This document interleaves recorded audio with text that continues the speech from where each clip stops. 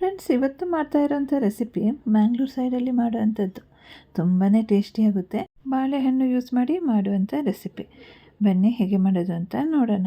ಆದರೆ ಅದಕ್ಕಿಂತ ಮುಂಚೆ ನನ್ನ ಚಾನಲ್ನ ನೀವೇನು ಸಬ್ಸ್ಕ್ರೈಬ್ ಮಾಡಿಲ್ಲ ಅಂದರೆ ನನ್ನ ಚಾನಲ್ನ ಸಬ್ಸ್ಕ್ರೈಬ್ ಮಾಡಿ ನನಗೆ ಸಪೋರ್ಟ್ ಮಾಡಿ. ಮತ್ತು ಪಕ್ಕದಲ್ಲಿ ಬೆಲ್ ಐಕಾನ್ ಬರುತ್ತಲ್ಲ, ಅದನ್ನು ಕೂಡ ಪ್ರೆಸ್ ಮಾಡಿ ತಪ್ಪದೆ ಆಲ್ಗೆ ಕ್ಲಿಕ್ ಮಾಡಿ.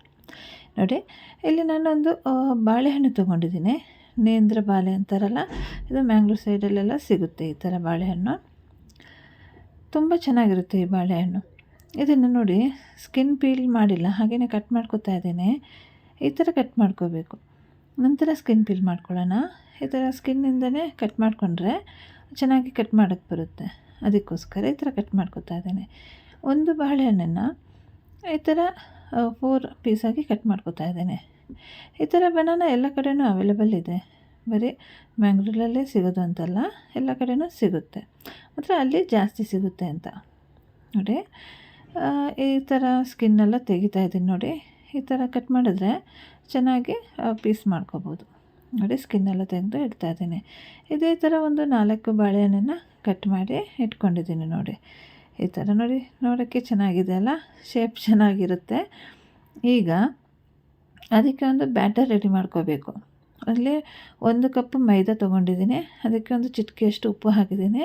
ನಂತರ ಒಂದು 4 ಟೇಬಲ್ ಸ್ಪೂನಷ್ಟು ಸಕ್ಕರೆ ಹಾಕ್ಕೊಂಡಿದ್ದೀನಿ. ಮತ್ತು 2 ಎಗ್ ಹಾಕೋತಾ ಇದ್ದೀನಿ, ಬೈಂಡಿಂಗ್ಗೋಸ್ಕರ. ಮತ್ತು ಟೇಸ್ಟ್ ಕೂಡ ಚೆನ್ನಾಗಿ ಬರುತ್ತೆ.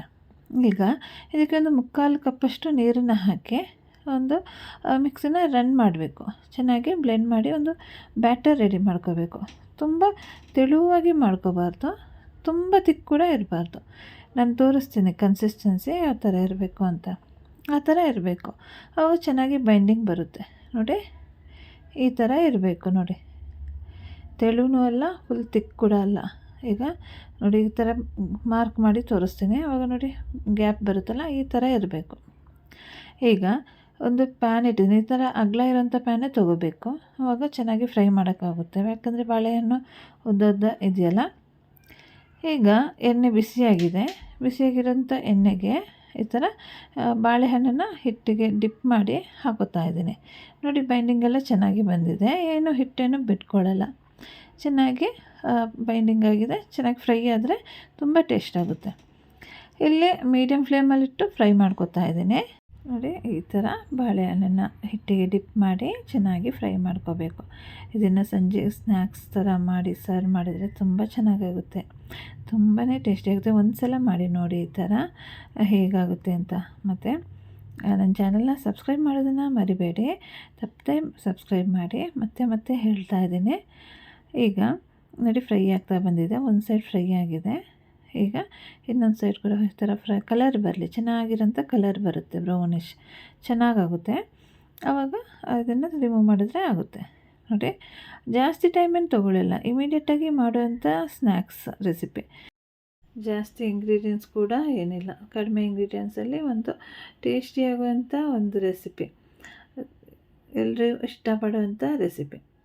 ನೋಡಿ, ಈಗ ಫ್ರೈ ಆಗ್ತಾ ಇದೆ. ಮೀಡಿಯಮ್ ಫ್ಲೇಮಲ್ಲೇ ಇಟ್ಟು ಫ್ರೈ ಮಾಡ್ಕೋತಾ ಇದ್ದೀನಿ.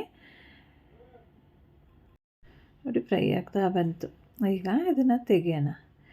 ನೋಡಿ, ಕಲರೆಲ್ಲ ಚೆನ್ನಾಗಿ ಬಂದಿದೆಯಲ್ಲ. ಮತ್ತೆ ಫ್ಲಿಪ್ ಮಾಡ್ಕೋತೇನೆ. ಫ್ಲಿಪ್ ಮಾಡಿ ನಂತರ ತೆಗಿಯೋಣ ಇದನ್ನು. ನೋಡಿದ್ರಲ್ಲ ಫ್ರೆಂಡ್ಸ್, ಬಾಳೆಹಣ್ಣಿನ ಒಂದು ಸ್ನ್ಯಾಕ್ಸ್ ರೆಸಿಪಿ ಹೇಗೆ ಮಾಡೋದು ಅಂತ. ತುಂಬ ಟೇಸ್ಟಿಯಾಗಿರೋಂಥ ರೆಸಿಪಿ, ಮತ್ತು ತುಂಬ ಈಸಿ ಕೂಡ ಮಾಡೋಕ್ಕೆ.